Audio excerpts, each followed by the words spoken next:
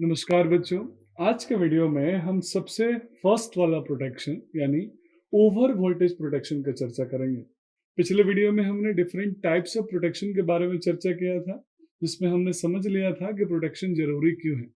बच्चों, over voltage जो protection है वो स्वाभाविक है, उस कंडीशन में एप्लीकेबल है जब हमारे डिवाइस के अंदर रेटेड वोल्टेज से बियॉन्ड वोल्टेज डेवलप हो।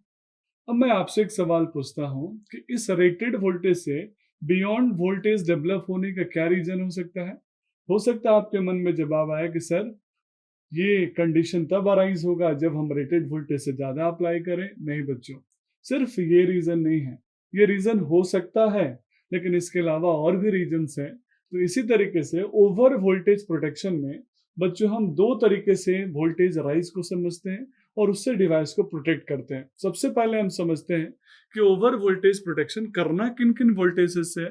तो फर्स्ट जो वोल्टेज है जिसको बोलते हैं इंटरनल ओवर वोल्टेज। तो इंटरनल ओवर वोल्टेज से डिवाइस को प्रोटेक्ट करने के लिए हमें इंटरनल ओवर वोल्टेज प्रोटेक्शन करना पड़ेगा। और सिमिलरली जो आपके मन में आया कि सर, एक्सटर्नल वोल्टेज हम हाई अप्लाई करेंगे, तो एक्सटर्नल ओवर वोल्टेज से डिवाइस को प्रोटेक्ट करने के लिए हम external over voltage protection device लगाएंगे। तो चलिए एक और सवाल आपसे मैं पूछ लेता हूं कि क्या इन दोनों कंडीशंस में मुझे डिवाइस के लिए दो अलग अलग प्रोटेक्शन लगाने पड़ेंगे। तो नहीं बच्चों, एक ही मेरे पास ऐसा एलिमेंट है जिससे ये दोनों के दोनों प्रोटेक्शन हो सकते हैं, क्योंकि यहाँ वोल्टेज का प्रोटेक्शन करना हो, चाहे वो इंटरनली डेवलप हो डिवाइस के अंदर या फिर एक्सटर्नली डेवलप हो। तो चलिए सबसे पहला यानी इंटरनल ओवर वोल्टेज का रीजन समझते हैं।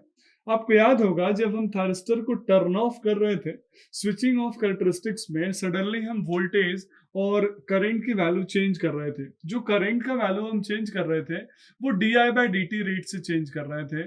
और आप फैराडेज लॉ को जानते हैं, जब हम di/dt रेट से चेंज कर रहे थे तो उस कंडीशन में जो वोल्टेज होगा वो डेवलप होगा, that voltage is proportional to di/dt।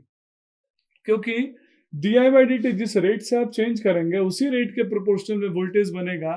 तो जब स्लोप di/dt बहुत ज्यादा होगा तो उसी वजह से एक्सेसिव वोल्टेज इंटरनली उस डिवाइस के जंक्शंस के अक्रॉस, उस डिवाइस के अक्रॉस क्रिएट होते हैं।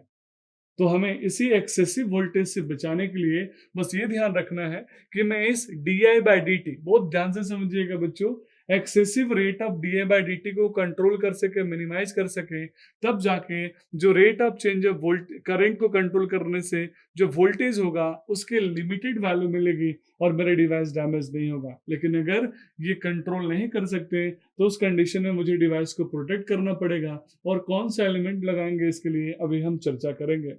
बच्चों, दूसरा प्रोटेक्शन है वो है एक्सटर्नल ओवर वोल्टेज से, क्योंकि एक्सटर्नली भी बहुत बार ओवर वोल्टेज मिलता है। जैसे जिस लोड से मेरा स्विच कनेक्टेड है उस लोड में अगर फॉल्ट आ जाए, फॉल्टी कंडीशन होने से, अनहेल्दी कंडीशन होने से, लोड के सडन इंक्रीज होने से, सडन डिक्रीज होने से, ऐसे बहुत सारे प्रॉब्लम्स है। या फिर सर्जिंग हो जाए, लाइटनिंग हो जाए उसके उस सिस्टम के ट्रांसमिशन नेटवर्क पे, ऐसे बहुत सारे ऐसे प्रॉब्लम्स हैं, शॉर्ट सर्किट के प्रॉब्लम्स हैं, जिसकी वजह से डिवाइस के अंदर एक्सटर्नल ओवर वोल्टेज अप्लाई होता है, क्रिएट होता है। और मुझे उस कंडीशन में भी डिवाइस को प्रोटेक्ट करना होगा। तो मुझे इंटरनल और एक्सटर्नल दोनों वे से अपने डिवाइस को किससे प्रोटेक्ट करना है बच्चों? ओवर वोल्टेज से प्रोटेक्ट करना है। तो अब मुझे आप बताइए, इस कंडीशन में ऐसा कोई एलिमेंट है मेरे पास जो इनको ओवर वोल्टेज से प्रोटेक्ट कर सकता है? तो हाँ, उस एलिमेंट को हम बोलते हैं नॉन लीनियर रेसिस्टर यानी वैरिस्टर्स। मैं फिर से बोल रहा हूँ, नॉन लीनियर रेसिस्टर। आपके मन में सवाल आएगा कि सर, हमने रेसिस्टर तो पढ़ा है पर नॉन लीनियर रेसिस्टर क्या होता है, ये तो हमने सोचा ही नहीं। और अगर आपने पढ़ा है तो well and good, very good. तो बच्चों, जो नॉन लीनियर रेसिस्टर होता है उसको हम बोलते हैं वैरिस्टर्स। तो वैरिस्टर्स को हम अपने सिलिकॉन कंट्रोल रेक्टिफायर के पैरेलल में कनेक्ट करेंगे। तो बच्चों, ये जो वैरिस्टर है ये दो प्रॉपर्टीज को ऑफर करता है। सबसे पहला प्रॉपर्टी कि अगर नॉर्मल ऑपरेशन चल रहा है, नॉर्मल ऑपरेशन का मतलब रेटेड अगर वोल्टेज मिल रहा है उसको, वोल्टेज ओवर नहीं हुआ, उस कंडीशन में ये ब्लॉक करके रखेगा। किसको ब्लॉक करके रखेगा? करंट को। और करंट को ब्लॉक करके रखने के लिए इसका इंपीडेंस क्या होना चाहिए बच्चों? हाई इंपीडेंस होना चाहिए। याद रखिएगा, तो हाई जेड ऑफर करता है। कब? जब नॉर्मल कंडीशन है, ताकि इधर कुछ भी नहीं है।